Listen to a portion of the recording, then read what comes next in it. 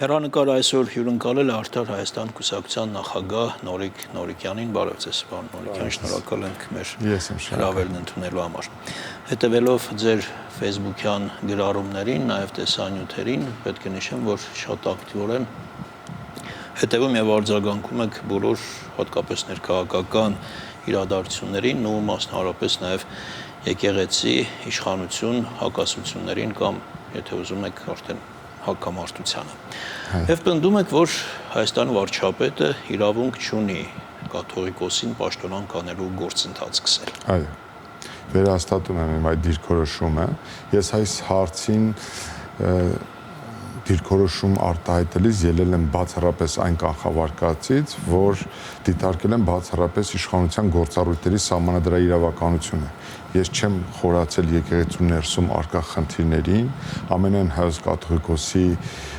կուսակրոնության կանոնների խախտման հանգամանքը հաստատված լինելուն թե չլինելուն, ինձ բացառապես որպես իրավաբանի առաջին հերթին կարևորվում է ինձ համար երկրի գործադիր եւ այլ իշխանությունների կողմից իրենց համանդրական լիազորությունների շրջանակներում դրսևորած վարքագիծը, որովհետեւ իրավական մասն է կանադարձել միաժամանակ չհերքելով, հա, որ այդ խնդիրը կա, պետք է եկեղեցին առողջացնել։ Ես չեմ բացառում, որ եկեղեցում կան բազմաթիվ խնդիրներ։ Ես չեմ բացառում, որ վարչապետի կողմից մատնանշված փաստը իրականություն է, բայց տեսեք, օրինակ, տառացիորեն 3 թե 3 չի առաջի օրը, երբ որ վարչապետը հաստատապես պնդում կատարեց, որ ամենայն հայոց կաթողիկոսը խախտել է կուսակրոնության կանոնը, եթե կուսակրոնության կանոնը խախտած չլիներ, նա չէր կարող ուրեմն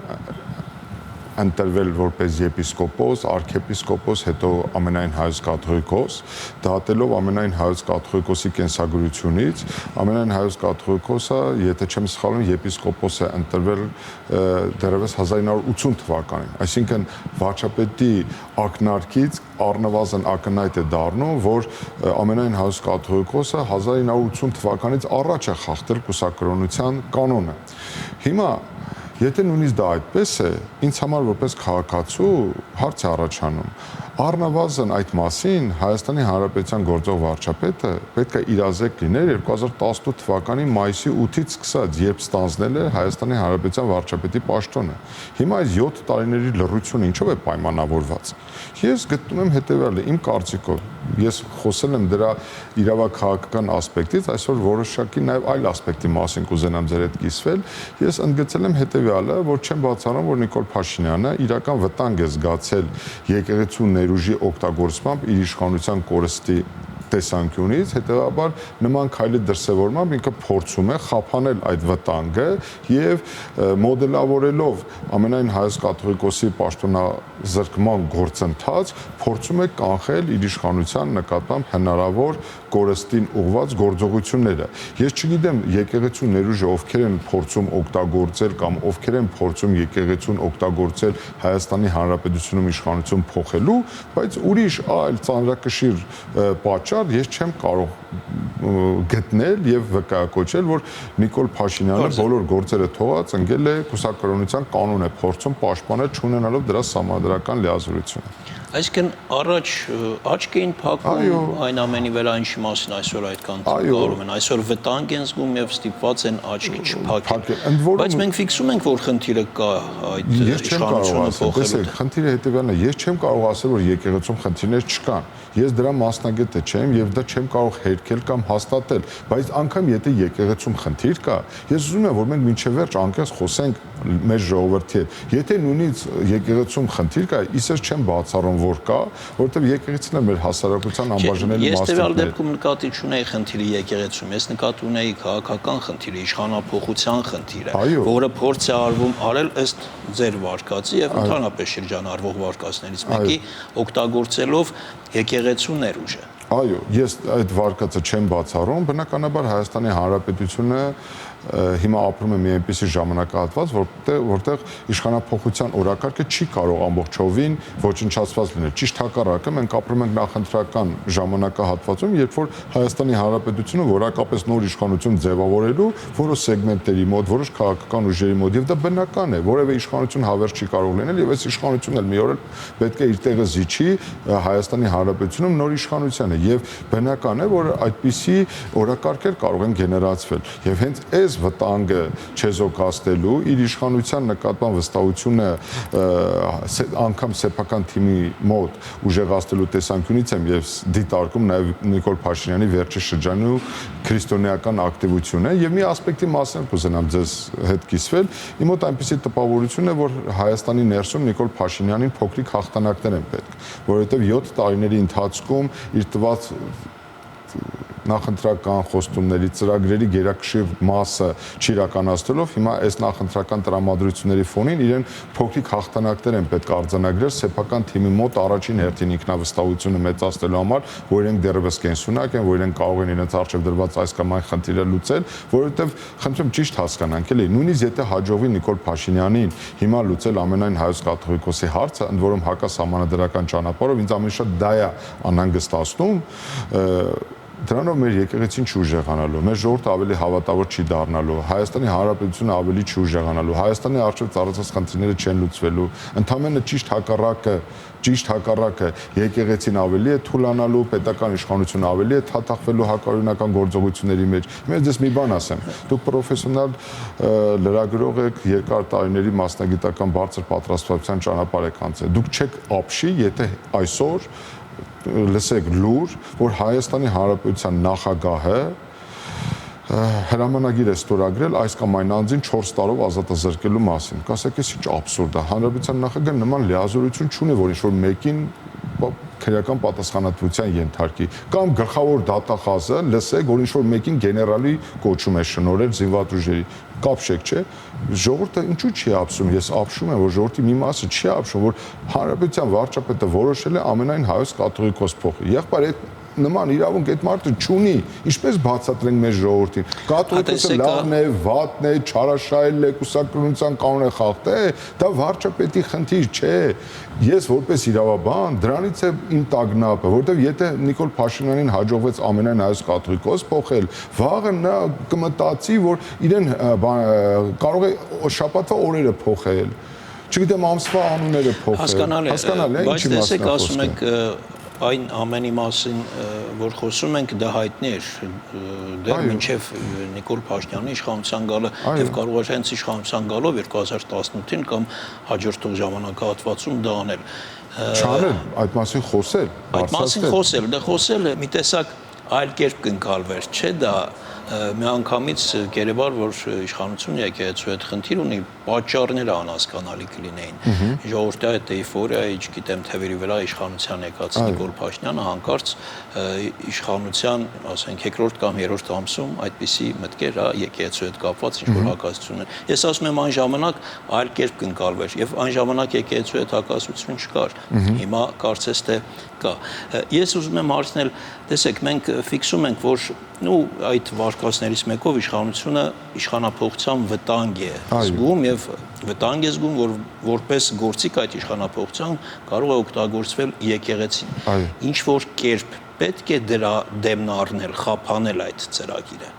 Այդ դեպքում թող վարչապետը ազնիվ գտնվի ժողովրդի հետ, պարզ խոսի ժողովրդի հետ, ոչ թե կուսակրոնության կանոնի խախտման փաստ հրամցնի ժողովրդին, այլ պարզ ազնվորեն ներկայացնի ժողովրդին, ասի ժողովուրդ, ես ստացել եմ օպերատիվ տվյալներ, հատուկ ծառայությունները ինձ զեկուցել են, կամ սա փաստը, սա ապացույց է, որ ամենայն հայոց կաթողիկոսի գլխավորությամբ հայոց եկեղեցու ներուժը այս կամ այն քաղաքական շրջանակների, այս կամ այն երկրների, այս կամ այն հոսանքների կողմից փորձ է արվում Հայաստանի Հանրապետությունում իշխանությունը տապալելու, նոր իշխանություն ձևավորելու ծրագիր մշակելու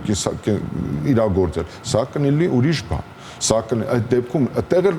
վարչապետը խնդիր ունի։ Բա իրավապահ մարմինները ուր են։ Բա Հայաստանի Հանրապետության գլխավոր դատախազությունն ուր է։ Բա Հայաստանի Հանրապետության ազգային անվտանգության ծառայությունը ինչով է զբաղված։ Բա Հայաստանի Հանրապետության իրավապահ մարմինները ինչով են զբաղված, եթե կան ուժեր, որոնք փորձում են սահմանադրական կարգի տապալման միջոցով Հայաստանի Հանրապետությունում իշխանապողության խնդիր լուծել։ Ես իրավաբան եմ, ես չեմ կարող ամպագորգոր հայտարարությունների հիման վրա եզրակացություններ անել։ Ինձ համար փաստերը շատ կարևոր են։ Հետևաբար, եթե Հայաստանի Հանրապետության գործող վարչապետը նման հակասահմանադրական քայլ է ձեռնարկել, չունենալով նման լիազորություններ, ես կարծում եմ հետևյալը՝ նա պետք է ունենա առնվազն ծանրակշիռ դրդապատճառ, որպեսզի նման քայլի դիմի։ Որն է այդ պատճառը։ Ես հեռու եմ այդ մտքից, որ կուսակրոնության խախտման փաստը բացառապես միակ հիմքն է հանդիսացել վարչապետի համար, որ նա ձեռնարկի նման քայլ։ Հետևաբար, կամ նա ազնիվ չէ մեր ժողովրդի հետ, կամ չի բացում փակագծերը, կամ էլ մենք գործ ունենք լրիվ ուրիշ քմահաճույքի հետ, որի մասին կիմանանք հետագայում։ Բայց սրանից կրկնում եմ, ինձ համար որպես քաղաքացու հարցերի հարցը հետևյալն է։ Այս գործընթացից Հայաստանի Հանրապետությունը ուժեղացած է դուրս գալու, Հայաստանի ժողովուրդը ավելի հավատավոր է դառնալու, եկեղեցու նկատմամբ վստահության մակարդակը բարձրանալու է, կուսակրոնության խախտման կամ չխախտման աստիճանը մեծանալու է կամ քչանալու է հայոց եկեղեցում։ Հաջորդ ամենայն հայոց կաթողիկոսը ով է լինելու։ Մենք վտանգավոր նախադեպ ենք ստեղծում, վտանգավոր։ Ձեր մեկ այլ բան մասին ես ուզում եմ խոսենք, ասում եք, որ մենք ունենք շատ թույլ ընդդիմություն եւ դրանից իշխանությունները դարձել են անվերահսկելի։ Դուք դեռ ձեր գրառումներում եւ խոսքում մի փոքր ավելի կոպիտ բառ եք օգտագործում։ Ես հիմա կարող եմ այդ կոպիտ բառը վերահաստատել, ես սա ցավ եմ արձանագրում, որովհետև անորոշ ընդդիմության գոյության պայմաններում իշխանությունը եւ դա բոլոր երկրներին է բնորոշ լկտիանալու, ավելի սանձարձակ, անվերահսկելի դառնալու հատկություն ունի։ Ես հավաստիացնում եմ, եթե Հայաստանի Հանրապետությունում լիներ ազդեցիկ ընդդիմադիր միավորումներ, խոսքը խորհրդարանական կառավարման համակարգի երկրներում խորհրդարանական ընդդիմության մասին է, որովհետև ի վերջո մենք գործ ունենք խորհրդարանական ընդդիմության աշխատանքի արդյունավետության հետ։ Արտախորհրդարանական բազմաթիվ ուժեր կան, մենք նման ուժեր կան, որոնք ընդդիմադիր են, բայց չունեն ազդեցության այն մակարդակը, որքան կարող են եւ պետք է ունենան խորհրդարանական ընդդիմությունը։ Հետեւաբար տեսեք, մի վառ օրինակ բերեմ։ Աշխարհում դուք չեք գտնի երկրորդը, երրորդը, որտեղ գլխավոր դատախազը համապատասխան միջնորդությամբ հանդես գա Հայաստանի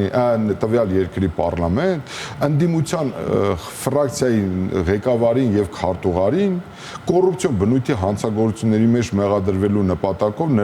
քրեական հետապնդում հարուցելու նպատակով համաձայնություն ստանալու մասին։ Հասկանում եք, մենք ինչ խոցելի ընդդիմություն ունենք։ Հասկանում եք, սա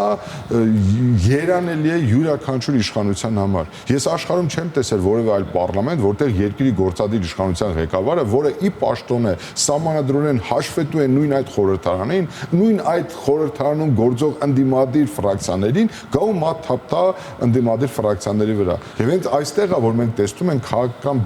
հավասարակշռությունն է խախտված Հայաստանի Հանրապետությունում։ Ես դες հավաստիացնում եմ անկախ այսօրվա քաղաքական ներկապնակից, օրվա ընդդիմությունը ավելի ազդեցիկ պետք է լինի, ավելի հեղինակավոր պետք է լինի, ավելի որակյալ պետք է լինի, ավելի ինտելեկտուալ պետք է լինի, որ իշխանությունը զսպված լինի, իշխանությունը լկտիության դրսևորումներ չցուցաբերի, իշխանությունը ավելի զգոն լինի։ Ես դες հավաստիացնում եմ, եթե ընդդիմություն մենք այդպես ունենայինք, այս իշխանությունը ինչպես կարող էր այսպիսի վարկագիծ դրսևորել։ Բացառում եմ, որ կունենար այսպիսի վարկագիծ, որտեղ այդ իշխանությունը կմտածեր սեփական վարկանիշի մասին։ Երկրորդ նախագահի հետ կապված այդ կոռուպցիոն սկանդալների շատ երկար շարք թվարկեց դատախազը հենց պարլամենտում։ Դուք որպես իրավաբան օբյեկտիվ եք համարում այդ մեղադրանքները եւ եթե այո, արդյոք կհաջողվի խնդիրը կարգավորել, ես նկատի ունեմ այդ գործվածը հետ բերել կամ իրավական պատասխանատվության ենթարկել։ Այն եզակի իրավաբան մասնագետներից մեկն է մեղել, ով նաև զբաղվել է քաղաքականությամբ, ով հստակ վերաբերմունք է դրսևորել երկրորդ նախագահի վարած քաղաքականությանը, ինձ համար բացարձակապես անհասկանալի եւ անընդունելի է։ Դուք ասում եք, որ երկրորդ նախագահի վարկագիծը կարող է մեծ գին արժանալ Հայաստանի համար։ Այո, որովհետեւ երկրորդ նախագահը իր քաղաքական գործունեությամբ նպաստում է գործող իշխանության վերարտադրմանը, նրա դիրքերի ամրապնդման ուժեղացմանը, որովհետեւ ես խորապես համոզված եմ, եթե 2018-2020 թվականներին Նիկոլ Փաշինյանի իշխանության հիմքում ժողովրդի վերաբերմունքներ, 2021 թվականից հետո նրա իշխանության հիմքում դրված է նախկին իշխանությունների նկատմամբ ունեցած ատելությունը, Քոչարյանի, Սերժ Սարգսյանի նկատմամբ ունեցած ներողություն արտահայտությանս համար զզվանքը, եւ Ռոբերտ Քոչարյանը չի ուզում համակերպվի այդ մտքի հետ, որ իր գոյությունը եւ իր կենսունակ լինելը քաղաքական դաշտում ընդամենը ուժեղացնում է Նիկոլ Փաշինյանի դիրքերը։ Ինչ վերաբերում է Ռոբերտ Քոչարյանի անցած հետագծին, գիտեք ինչ, յուրաքանչյուրի համար է պարզ, ազնիվ արդար քրտինքով հնարավոր չէր Հայաստանի Հանրապետությունում ունենալ նման մասշտաբի ծավալի կապիտալ։ Անհնար է դա պարզապես եւ նույնիսկ անգամ բարոյական տեսանկյունից վերջերս հրապարակվեց Հունաստանի կղզում նրա ընտանիքի անդամներից մեկին պատկանող գույքի վերաբերյալ տեղեկություններ, եթե պարզվեն, որ դրանք իրականություն են, նույնիսկ բարոյական տեսանկյունից, եթե այդ գումարների մի չնչին մասը ներդրվեր Արցախում գյուղերի վերականգնման համար, անվտանգային միջավայրի ձևավորման համար, ավելի ուժեղ պաշտպանության բանակ ունենալու համար, գուցե մենք այսպիսի ողբերգական պարտության, ստորացուցիչ պարտության ականատեսը չլինեինք։ Գիտեք ինչ, միայն այն հանգամանքը, որ Նիկոլ Փաշինյանը այսօր ձախողվել ու ձախողված քաղաքականություն է իրականացնում, դա դեռ չի արդարացնում Ռոբերտ Քոչարյանին ու նախկին որևէ իշխանություններին։ Մենք մշտապես ես այս դիրքերից եմ հանդես գալիս եւ հակառակը նրանց ձախողված քաղաքականությունը չի արդարացնում Նիկոլ Փաշինյանին, Նիկոլ Փաշինյանի ձախողված քաղաքականությունը չի արդարացնում նրանց քաղաքականությանը։ Շատ նկատելի ակներով է դուք հավասարաչափ կամ եթե հավասարաչափ քննադատում եք եւ բոլոր նախորդ իշխանություններին եւ ներկայ իշխանություններին եւ պետք չէ այսպես հանճար լինել հասկանալու համար, որ արդար Հայաստանը պատրաստվում է նոր քաղաքական process-ներին, նոր ընտրապայքարին 2026 թվականին։ Այո, ես խորապես համոզված եմ, որ Հայաստանին որակապես նոր շունչ է անհրաժեշտ, Հայաստանի որակապես նոր իշխանություն ու նոր ընդդիմություն է անհրաժեշտ։ Մենք հավասարապես պնդում ենք, որ եւ այս իշխանությունը պետք է հեռանա եւ այս ընդդիմությունը պետք է հեռանա։ Շարունակել հնարավորություն տալ գործող եւ նախկին իշխանություններին եւս 5 տարի գզվռտոցով զբաղվել պարլամենտում, դա նշանակում է համակերպվել ներկայիս ստատուս քվոյի հետ, համակերպվել ներկայիս իրավիճակի հետ եւ թույլ տալ, որ Հայաստանի ապագայի վերաբերյալ որևէ կոնստրուկտիվ բանավեճ տեղի չունենա։ Հայաստանի Հանրապետությունը պետք է շնչի եւ Հայաստանի Հանրապետությունում կան պատասխանատու ինտելեկտուալ հավասարակշռված քաղաքական ուժեր ու անհատներ, որոնք կարող են ստանձնել պատասխանատվություն առաջիկա 5 տարիների ընթացքում Հայաստանի ղեկը ստանձնելու եւ Հայաստանի առջեւ ծառացած ներքին ու արտաքին մարտահրավերները լուծելու։ Մենք ավարտում ենք խոսենք ավելի ուշ, որը ժամանակ Ես հիշեցի, որ մեր նախորդ հանդիպումը այս տաղավարում մոտ 1 տարի առաջ էր եւ այն ժամանակ մենք խոսեցինք նաեւ Հայաստանի քաղաքական վեկտորների այդ ուղղվածության կողմնորոշումների մասին եւ դուք ասացիք, թե պետք է հասկանալ, մենք ենք գնում դեպի Եվրոպա, թե Եվրոպան է գալիս դեպի մեզ։ Հիմա 1 տարվա ընթացքում որոշակի ացել է այդ հարցի պատասխանը։ Գիտեք, 1 տարվա ընթացքում դուք տեսաք ինչպիսի իսկապես հետաքրքիր գործընթացներ տեղի ունեցան։ Մենք ականատես ենք մի իրավիճակի, երբ Հայաստանի վարչապետը մի օր Մոսկվայի Կրեմլում մասնակցում է երկրորդ համաշխարհային պատերազմի 80-ամյա նվիրված զորահանդեսին, մի քանի օր անց Էստոնիայում է, կամ մի քանի օր առաջ, հետո Եվրոպական համայնքի գագաթնաժողովին։ Այստեղ մենք ես մշտապես եմ ելել այն կանխավարկածից, որ Հայաստանի Հանրապետությունը պետք է վարի հավասարակշռված արտաքին քաղաքականություն, բոլոր աշխարհաքաղաքական կենտրոնների հետ, ապահովելով այնպիսի քաղաքականություն, որը հնարավորություն չտա մեր փոքրիկ երկիրը դարձնել հակամարտության օբյեկտ։ Երկրորդ Ուկրաինա մենք չենք ուզում, մենք դեմ ենք, որ մեր երկիրը վերածվի երկրորդ Ուկրաինայի, ճիշտ հակառակը, մենք այնպիսի զգուշ, շահավոր եւ ճկուն քաղաքականություն պետք է վարենք, որ Հայաստանը բոլոր երկրների, մասնավորապես աշխարհաքաղաքական կենտրոնների համար դիտարկի որպես շահերի համադրման տարածաշրջան։ Շնորհակալություն։ Ես շնորհակալ։ Այսքանը մեր հյուրն էր Արդար Հայաստան կուսակցության նախագահ Նորիկ Նորիկյանը։